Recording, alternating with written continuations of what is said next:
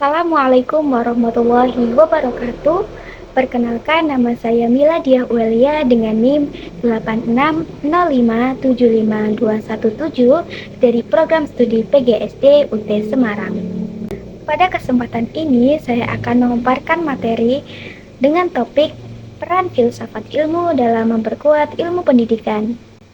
Filsafat ilmu dan ilmu pendidikan memiliki hubungan yang saling menguatkan.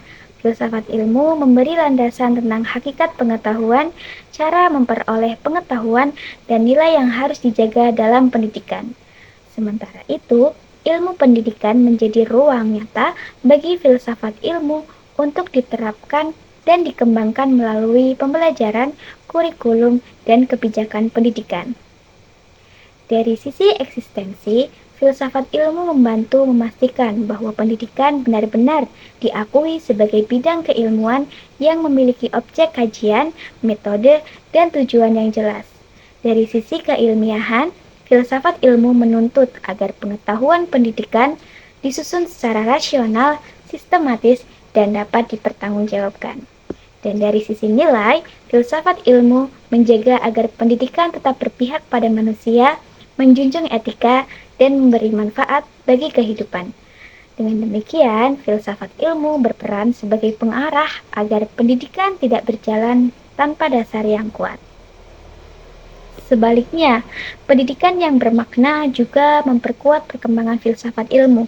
Hal ini terjadi karena pendidikan selalu berhadapan dengan persoalan nyata seperti karakter peserta didik, perkembangan teknologi, tantangan moral, dan perubahan kebijakan. Persoalan-persoalan tersebut mendorong lahirnya pemikiran filosofis yang lebih mendalam tentang hakikat manusia, pengetahuan, dan tujuan pendidikan. Artinya, filsafat ilmu tidak hanya hidup dalam teori, tetapi juga tumbuh dari praktek pendidikan sehari-hari.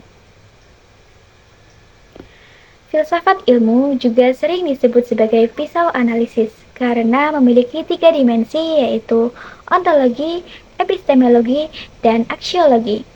Ontologi membahas hakikat pendidikan, epistemologi membahas cara memperoleh dan mengembangkan pengetahuan pendidikan, sedangkan aksiologi membahas tujuan dan nilai dari ilmu pendidikan.